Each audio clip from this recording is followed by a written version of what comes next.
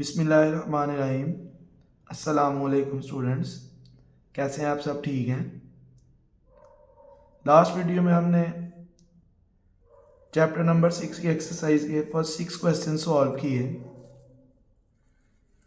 इस वीडियो में हम इंशाल्लाह क्वेश्चन नंबर 7, 8, 9 एंड 10 7 से 10 तक क्वेश्चन सॉल्व करेंगे। आज का जो हमारा फर्स्ट क्वेश्चन है वो है 6.7 and the question is state and prove the multiplicative law of probability for two events A and B that are not statistically independent।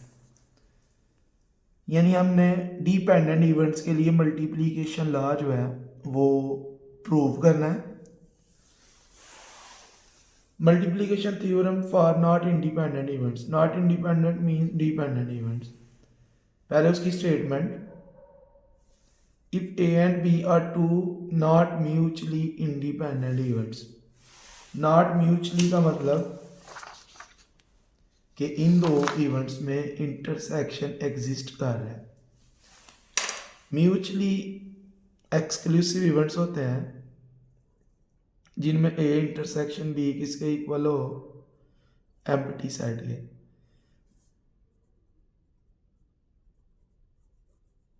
जबकि जो नॉट म्यूचुअली एक्सक्लूसिव है वो है A intersection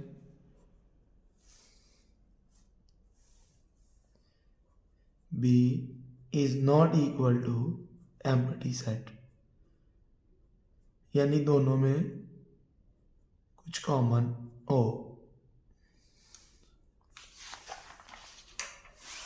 If A and B are two not mutually independent events, the probability that both A and B happens, A और B दोनों के आने की probability is the probability of event A की probability multiplied by the conditional probability of B given that A has already occurred। Probability of ये जो statement है ये वाला फार्मूला है। Probability of A intersection B यानी ए और B की probability is equal to probability of A multiplied by conditional probability of B given that A already occurred. यानी probability of B over A. B की probability जबकि A पहले ही आ चुका है।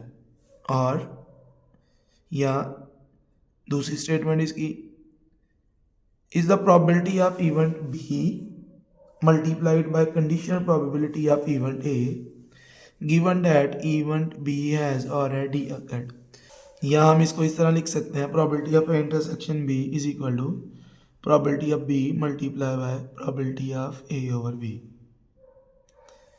अब इसको हम प्रूव करते हैं। Let us we have n sample points in a sample space as। फर्ज किया गया है कि सैम्पल स्पेस के सैम्पल पॉइंट्स की तादाद है small n and A and B are not independent events. A और बी इंडिपेंडेंट नहीं है। इट मीन्स कि ये एक का आना दूसरे के आने के ऊपर असरअंदाज होगा। Such that event A has m1, event B has m2 and A intersection B has m3 sample points. Event A के सैम्पल पॉइंट्स की तादाद है m1, इवेंट बी के सैम्पल पॉइंट्स की तादाद है m2 और इवेंट ए इंटरसेक्शन बी के सैम्पल पॉइंट्स की तादाद है m3। देन प्रोबेबिलिटी ऑफ ए, इधर फिर ये फार्मूला यूज़ किया गया है।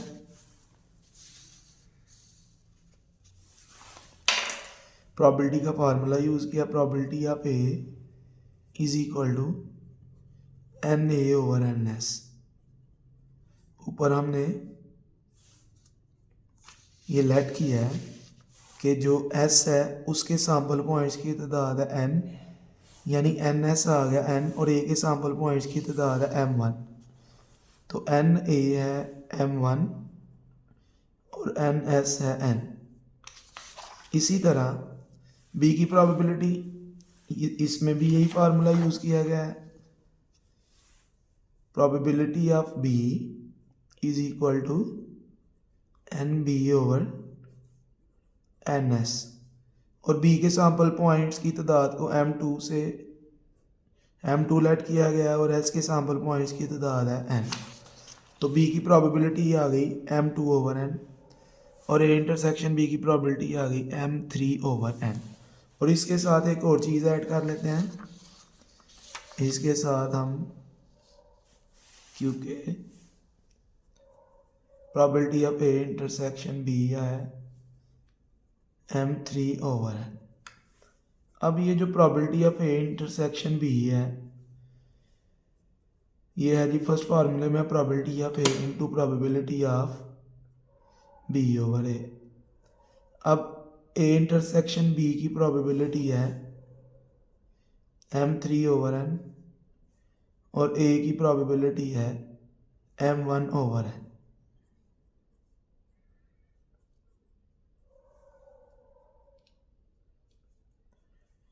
ये n डिवाइड हो रहा है, दूसरी साइड पे जाएगा मल्टीप्लाई हो जाएगा, और M1 मल्टीप्लाई हो रहा है, दूसरी साइड पे जाएगा तो डिवाइड हो जाएगा।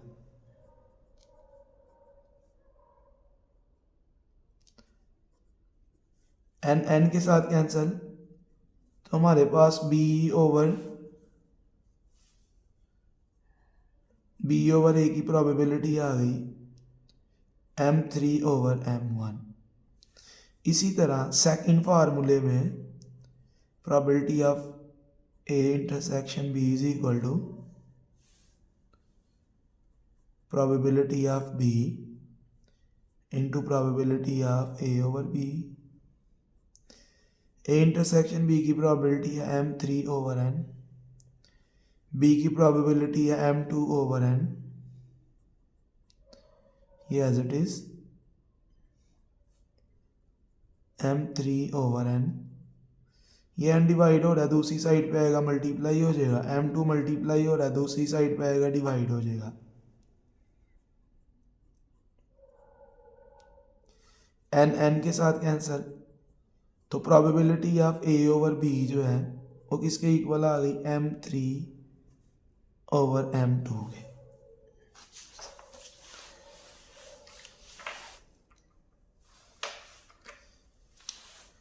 Probability of A intersection B जो है M3 ओवर n, पहले इसको यूज़ किया गया इस फार्मूले को प्रूव करने के लिए, M1 से मल्टीप्लाई और M1 पे डिवाइड किया गया, या ऊपर नीचे M1 से मल्टीप्लाई किया गया, फिर क्योंकि मल्टीप्लाई में हम ऑर्डर तब्दील कर लें, प्रोडक्ट के ऊपर कोई फ़र्क नहीं पड़ता, तो n और M1 का ऑर्डर हमने तब्दील किया, M1 पहले लिख लिया, N1 बाद में। अब ये M3 ओवर M1 ये अभी मैंने इधर सॉल्व किया है। M3 over M1 is equal to probability of B over A, तो इसकी जगह M3 ओवर M1 की जगह आ गया probability of B over A, और M1 ओवर N की जगह आ गया प्रोबेबिलिटी ऑफ A। तो ये फर्स्ट जो फार्मूला है वो प्रूव हो गया। इसको हमने पहले लिख लिया है कि प्रोबेबिलिटी को probability of A multiply by probability of B over A। अब इसको दोबारा A इंटरसेक्शन B की प्रोबेबिलिटी को दोबारा यूज़ करेंगे सेकंड फार्मूला प्रूव करने के लिए। फर्स्ट में हमने M1 से मल्टीप्लाई और डिवाइड किया, सेकंड में हम M2 से मल्टीप्लाई और डिवाइड करेंगे, फिर उसी तरह नीचे वाली वैल्यूज़ को हमने इनका ऑर्डर चेंज कर दिया, पहले M2 लिख दिया फिर N लिख दिया। अब ये M3 ओवर M2, ये M3 ओवर M2 है probability of A over B, इसकी जगह probability of A over B। M2 over N है प्रोबेबिलिटी ऑफ B, उसकी जगह प्रोबेबिलिटी ऑफ B आ गया। तो ये सेकंड फार्मूला भी प्रूव हो गया, probability of A intersection B is equal to probability of B multiply by probability of A over B। ये था question number 6.7। Next question is 6.8 and the question is find the probability of each of the following। हमने इनकी probabilities find करनी है। Number 1, a head appears in tossing a fair coin। tossing a fair coin, पहले हम एक coin की sample space लिखेंगे S, एक कॉइन की सैम्पल स्पेस है एच टी, फिर एन एस सैम्पल स्पेस के सैम्पल पॉइंट्स की तादाद, इन्हें काउंट कर लेते हैं 1 2। अब हमने प्रोबेबिलिटी जिसकी फाइंड करनी है उसको हम ए लेट कर लेते हैं। प्रोबेबिलिटी फाइंड करनी है ऐड अपीयर्स,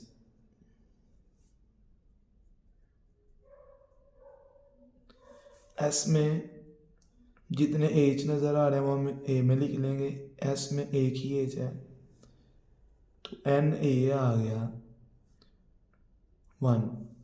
सिंपल प्रोबेबिलिटी का formula probability of A is equal to N A over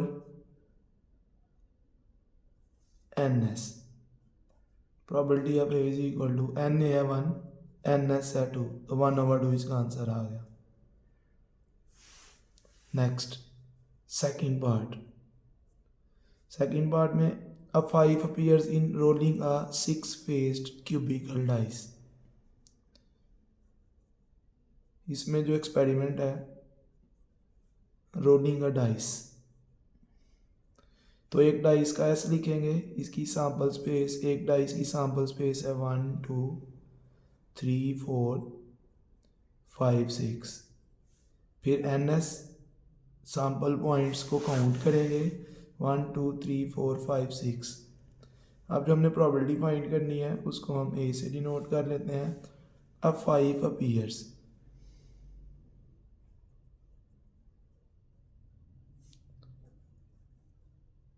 S में आपको जितने 5 नज़र आ रहे हैं वो आप ए में लिख लेंगे, एस में एक ही 5 है तो एन ए में कितने एलिमेंट्स हैं, ओनली 1, एक एलिमेंट है, एन ए आ गया 1। Probability of A is equal to, probability का formula n A over N S, probability of A is equal to 1/6, ये इसका आंसर आ गया। Number 3, an even number appears when a perfect cubical die is rolled. फिर एक die roll की जा रही है, अ डाई इज रोल्ड, एक डाई का एस सैम्पल स्पेस लिखेंगे, सेम यही आएगा 1 2 3 4 5 6। एन एस है 6, एस में 6 सैम्पल पॉइंट्स हैं तो एन एस आ गया 6। अब हमने जो प्रोबेबिलिटी फाइंड करनी है N even number appears.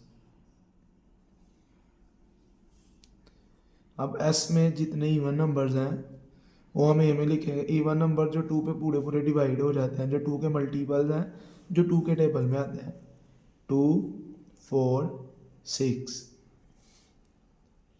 N A के एलिमेंट्स को काउंट कर लेते हैं 1 2 3, N A is equal to 3। Probability of A is equal to N A over N S, N A 3 है, एन एस 6 है, दोनों 3 पे डिवाइड हो रहे हैं, 3 के टेबल में आ रहे हैं, ये आ जाएगा 1/2।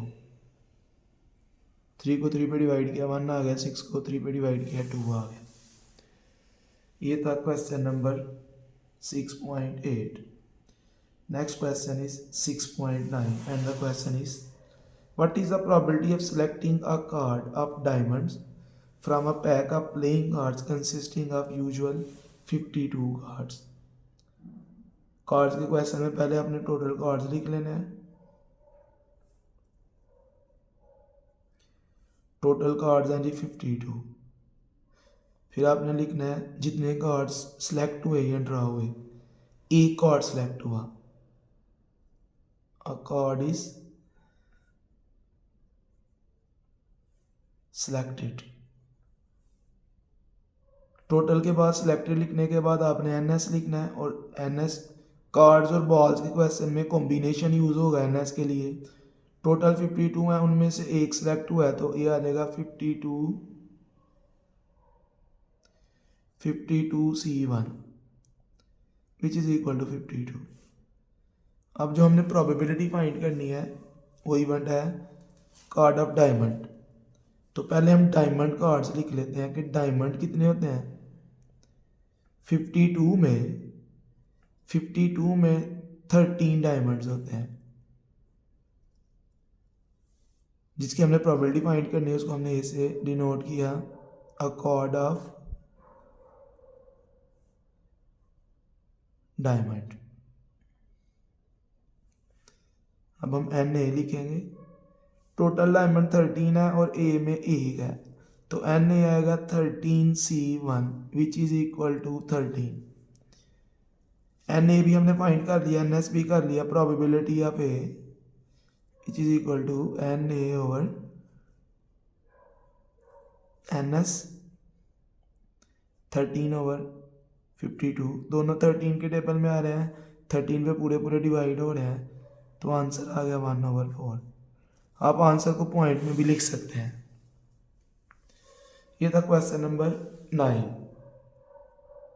नेक्स्ट क्वेश्चन इज 6.10, जो कि हमारी आज की वीडियो का लास्ट क्वेश्चन है। And the question is show that in a single throw with 2 die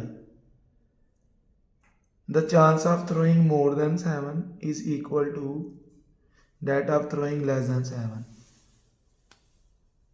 कहता है जी साबित करें कि 2 डाइस को थ्रो किया जाए, तो दोनों के ऊपर जो रिजल्ट है, यानी दोनों का जो टोटल है, मोर देन 7 की प्रोबेबिलिटी और टोटल लेस देन 7 की प्रोबेबिलिटी इक्वल आनी चाहिए। 2 डाइस की सैम्पल स्पेस के जो सैम्पल पॉइंट्स हैं, टोटल 36 सैम्पल पॉइंट्स हैं, 1 1 1 2 1 3 1 4 1 5 1 6। लाइन वाइज आप लिखेंगे। लाइन वाइज सिर्फ इसलिए लिखेंगे कि क्वेश्चन में गलती के चांसेस कम होंगे। अगर कोई सैम्पल पॉइंट मिस हो जाए तो आसानी से पता चल जाए कि कौन सी लाइन में वो सैम्पल पॉइंट मिस हुआ है।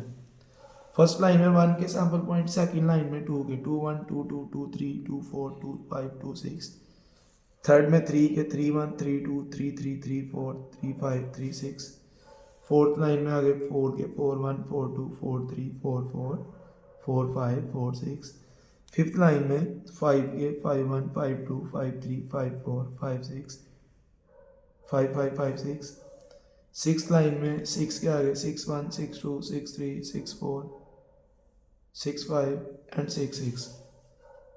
एन एस के सैम्पल पॉइंट्स की तादाद, और ये है 36। अब फर्स्ट इवेंट को हम ए लेट कर लेते हैं, और वो है मोर देन 7, यानी टोटल जो है, total mean some is more than 7। हमने इन 36 में से वो सैम्पल पॉइंट्स लिखने हैं जिनका सम 7 से ज़्यादा, मोर देन 7 7 से ज़्यादा या 7 से बड़ा हो। लाइन वाइज चलेंगे। पहली लाइन में कोई भी सैम्पल पॉइंट नहीं है जिसका सम 7 से ज़्यादा है। दूसरी लाइन में है 2 6, तीसरी लाइन में 2 सैम्पल पॉइंट्स हैं, एक है 3 5 3 6। फोर्थ लाइन में 3 सैम्पल पॉइंट्स हैं जिनका सम 7 से ज़्यादा है, 4 4 4 5 4 6। पांचवी लाइन में 4 सैम्पल पॉइंट्स हैं, 5 3 5 4 5 5 5 6। छठी लाइन में 5 सैम्पल पॉइंट्स हैं जिनका सम मोर देन 7 है, 6 2 6 3 6 4 6 5 6 6। ये वो सैम्पल पॉइंट्स हैं जिनका टोटल 7 से ज़्यादा है। 2 6 2 + 6, इसका टोटल है 8, इसका 8, इसका 9, इसका 8 9 10 8 9 10 10 11 8 9 10 11 12। इन्हें काउंट कर लेते हैं कि कितने सैम्पल पॉइंट्स हैं ये। 1 2 3 4 5 6 7 8 9 10 11, 12, 13, 14, 15. Na is 15. Probability of A is equal to Na over Ns. 15 over 36. Second को हम बी लेट कर लेते हैं और वो है जी सम इज लेस देन 7.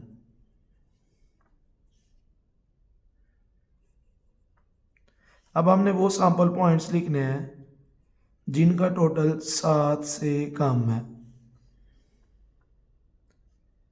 पहली लाइन में से आएगा 1 1 क्योंकि ये टोटल है 2, 1 2 ये टोटल बना 3, 1 3 ये टोटल बना 4, 1 4 ये टोटल आया 5, 1 5 ये टोटल आया 6.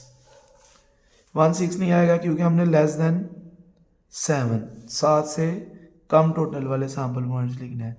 दूसरी लाइन में 2 1 ये टोटल है 3, 2 2 ये टोटल है 4, 2 3 ये टोटल है 5, 2 4 ये टोटल है 6.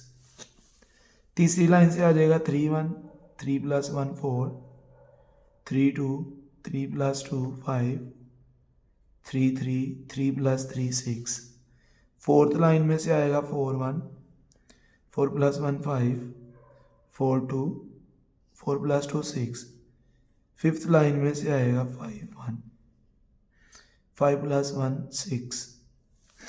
6 में से कोई भी नहीं आएगा क्योंकि हमने वो सैंपल पॉइंट्स लिखने हैं जिनका टोटल 7 से कम है. इन्हें आप काउंट कर लेते हैं 1 2 3 4 5 6 7 8 9 10 11 12 13 14 15. Then B is equal to 15. Probability of B जिसकी हमने प्रोबेबिलिटी फाइंड करनी है उसके n को S के n पे डिवाइड करते हैं. NB over NS. ये आ गया जी 15 over 36. तो आप देख सकते हैं A की प्रोबेबिलिटी भी 15 over 36, B की प्रोबेबिलिटी भी 15 over 36. इट मीन्स जो रिजल्ट हमने प्रूव करना था वो प्रूव हो गया.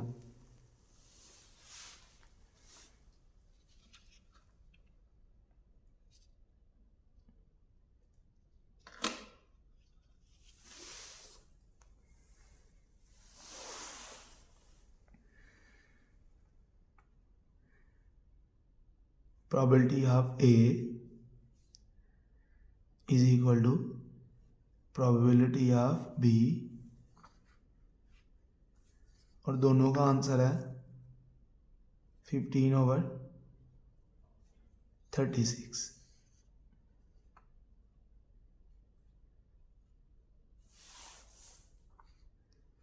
ये था जी क्वेश्चन नंबर 6.10. ये थी हमारी आज की वीडियो. आज के लिए इतने काफ़ी है, बाकी इंशाल्लाह कल. ओके, अल्लाह हाफिज़.